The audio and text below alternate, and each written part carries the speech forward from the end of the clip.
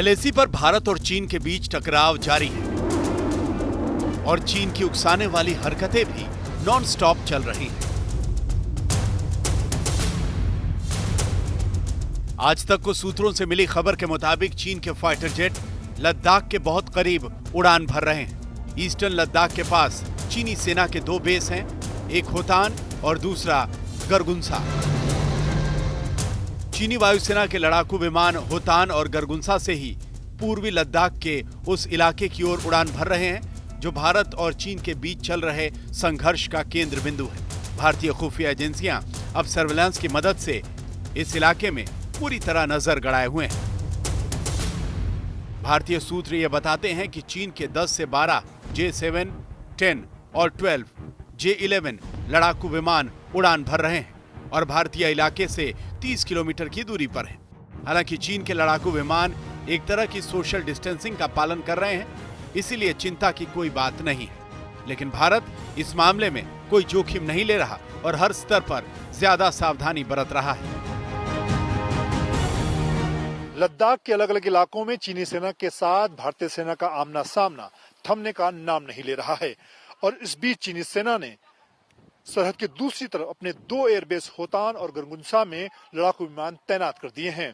चीनी सेना के J-7 और J-11 जैसे लड़ाकू विमान 30 किलोमीटर के दायरे में लगातार उड़ान भर रहे हैं, लेकिन भारतीय सेना बिना किसी दबाव के चीन की हर हरकत पर नजर बनाए हुए है। जो फाइटर्स उड़ते देखे गए होतान और गुरगंसा से, जो उनका एयरबेस है वहां से, ये थोड़ा चिंता में डालता है। ये एयरक्राफ्ट लगभग 30 किलोमीटर की दूरी से उड़ते रहे, लेकिन उसके बाद भी एक सतर्कता भारत को दिखना चाहिए।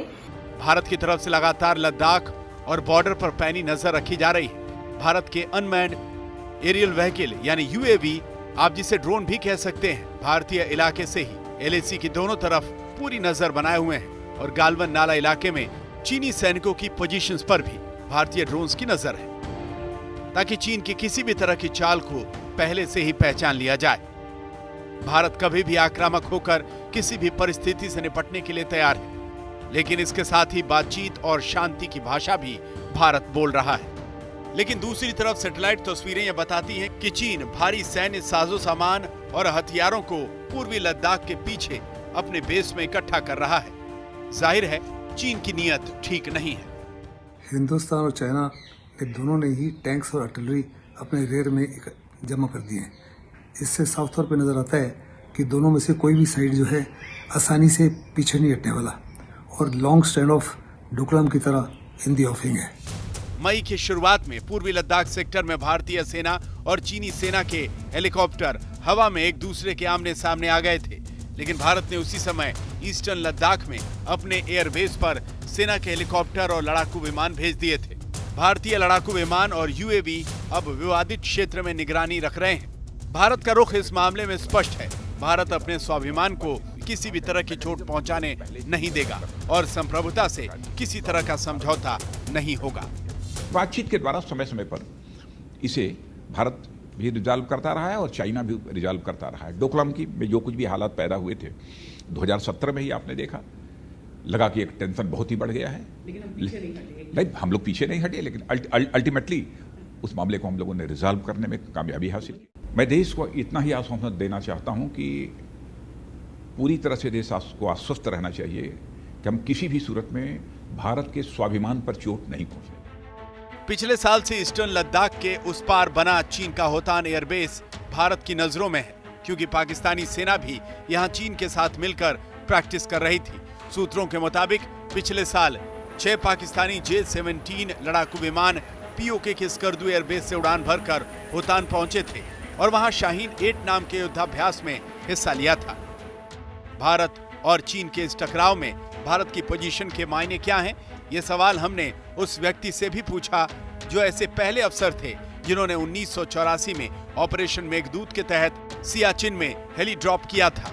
शौर्य चक्र विजेता संजय कुलकर्णी की बातें आपको सुननी चाहिए। स्टैंड ऑफ में जहां तक कि एडवांटेज और डिसएडवांटेज का सवाल है, दोनों मैं कहूंगा आईबॉल टू आईबॉल है, नंबर 1। नंबर 2, हम लोग कहीं पर भी कहीं पर भी, मैं रिपीट कर रहा हूं, डिसएडवांटेजेस पोजीशन में नहीं है। जैसे पेंयांग त्सो लेक ले लीजिएगा, अब हम क्या कहते हैं, या हमारे जो इलाका है वो फिंगर 8 तक है, वो कहते हैं नहीं हमारा इलाका फिंगर 4 तक है। तो ये परसेप्शनल डिफरेंस है, इसमें कोई बड़ी बात नहीं है। बाकी है, चाहे वो देपसांग है, चाहे चूमर है, या डेमचौक है, यहाँ पे 2-4 जगह पे वो जो ग्रेजिंग ग्राउंड्स होते हैं, जो चरने के लिए याक आते हैं, उनको लेने की कोशिश करते हैं, उनके जो सिविलियंस आते हैं। लेकिन ऐसी कोई ये जो हम कहेंगे कि ऐसी स्थिति पैदा हो जाएगी कि पता नहीं क्या हो जाएगा, बिल्कुल नहीं। मुझे लगता है हमारे देशवासियों ने निश्चिंत रहना चाहिए। चीन इस समय खुद अंतर्राष्ट्रीय दबाव में है, इसीलिए वो दबाव डालने वाली कूटनीति और युद्ध नीति को आजमा रहा है। वो लद्दाख को युद्ध का मैदान बनाने पर तुला है, लेकिन अंत में सारे विवाद बातचीत की टेबल पर ही आते हैं।